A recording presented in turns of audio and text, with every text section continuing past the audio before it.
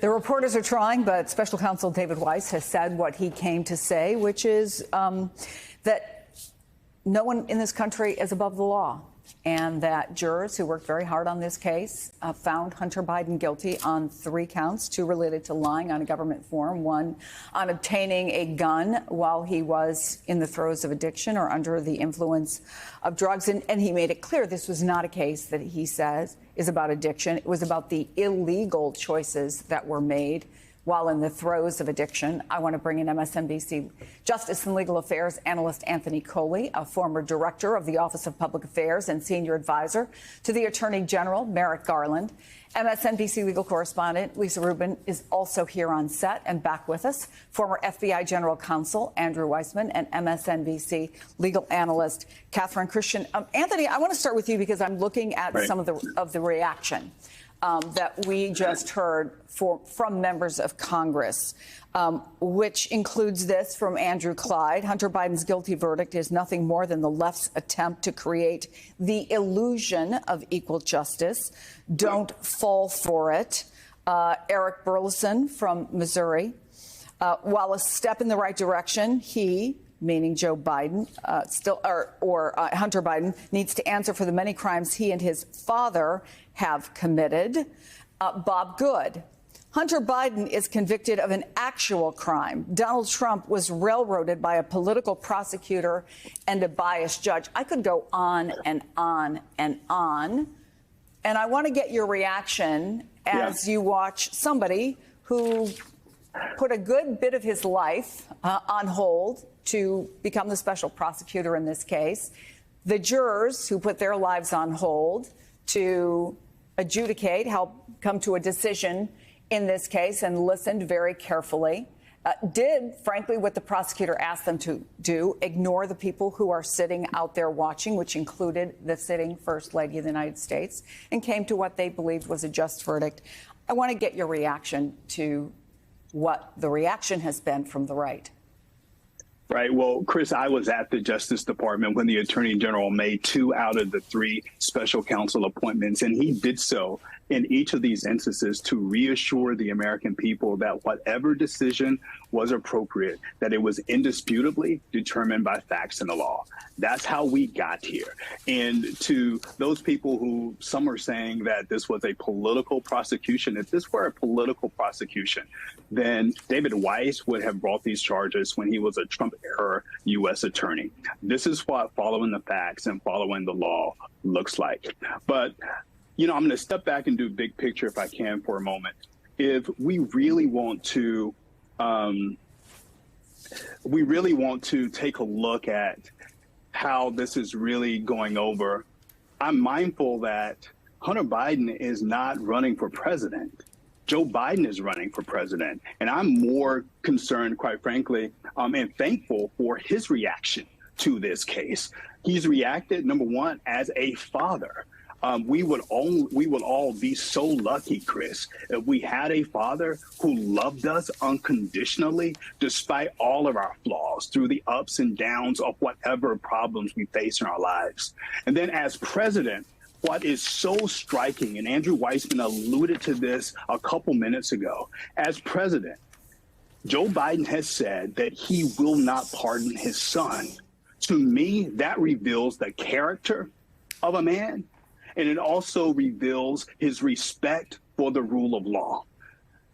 In another world, before Donald Trump entered the scene, all of these Republican congressmen, the quotes that you just mentioned, they would respect the rule of law. And it's a shame that so many people are speaking out in this way. What's really disheartening to me, Chris, is so many moderate and conservative Republicans who say they are pro-democracy and pro-constitution. They remain silent while others on the right are speaking out in this way. That's disheartening to me, and I think their silence in this moment against these attacks is a sign of complicity. And Lisa Rubin, there's something else that David Weiss said. No one is more accountable than any other citizen. There are people on the other side of this who would argue that's not true. Most cases, correct me if I'm wrong, Catherine, most cases are not brought to trial. Most cases are, in fact, finished with a plea agreement of some sort, which is where this one seemed to be headed. Is this a case where someone was no more accountable than anyone else? I'm not sure that that's historically accurate, at least when we think about who has been charged and brought to a jury verdict on charges like these. These are very rarely charges that are brought on a standalone basis. I should just also point out to you, Chris, that the Associated Press reported last week that of people who are applying for gun permits, less than 0.1% of people who apply for gun permits are denied those on the basis of their answer to the question that's at issue here. Are you a user of, or are you addicted to a controlled substance, a narcotic, a stimulant? So that just shows how rarely people are even denied the right to own a gun on the basis of this question. I think the point that David Weiss, though, is trying to make is about the sentencing of this conviction. I think what he is trying to convey to people is we're not going to go for blood here. We are going to be proportional. And so even though we brought this case to trial, we saw it through a verdict, when it comes time to sentence Hunter Biden, we are going to try to be measured, proportional, and take account of how these charges are traditionally punished in our system, irrespective of whether somebody gets there through a plea or through a jury verdict. We are going to be measured and appropriate. We're not going to try and sentence this guy to 10 years, which is the statutory maximum, but we're going to think about all of the other factors that would traditionally go into a sentencing recommendation under the federal sentencing guidelines, which might knock him down to a year or less, or maybe even a recommendation of no jail time at all. Hunter Biden is now married.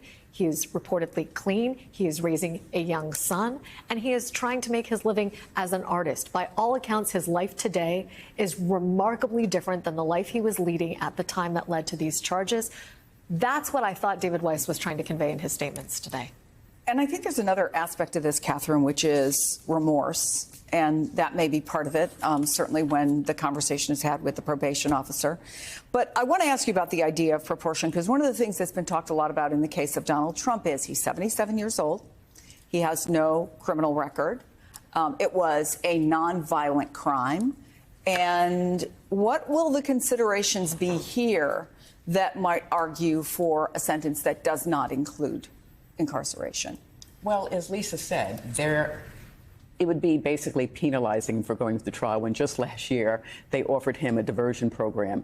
And the only thing that has changed from last year to today is he's an artist, he's a father, he's still, from all appearances, in recovery, meaning, yes, he's still an addict, but he's in rehabilitation, he's not using anymore. So, and I think he's 54 years old, so he's not a kid. So those all, for me, argue for why there should not be an incarceratory sentence in this case under these facts. So the statement that came out from Abby Lowell Andrew is really just respecting the verdict, respecting the process.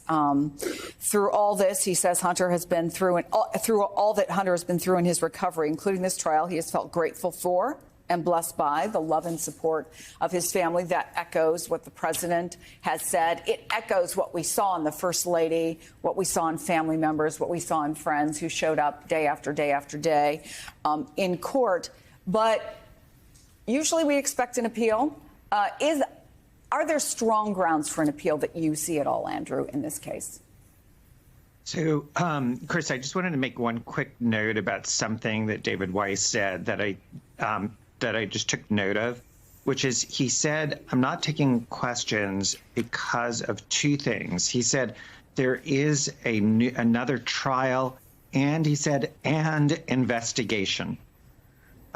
So that issue of whether there was a pending investigation was part of what scuttled the plea deal a year ago, where there was a kerfuffle where the defense was saying they thought that they were buying complete peace if they pled guilty to resolve everything. And David Weiss's office was saying, no, there's still an ongoing investigation. So his language was quite interesting because it didn't preclude that ongoing investigation. And we've heard Republicans talk about a so-called FARA investigation, a Foreign Agent Registration Act investigation. I've prosecuted that statute. I have to say, I mean, it's a very serious matter, but it doesn't carry with it any sentencing guideline that would be remotely comparable to the crimes that are charged in the September case or the ones he was just convicted of. So and that was just of note to me.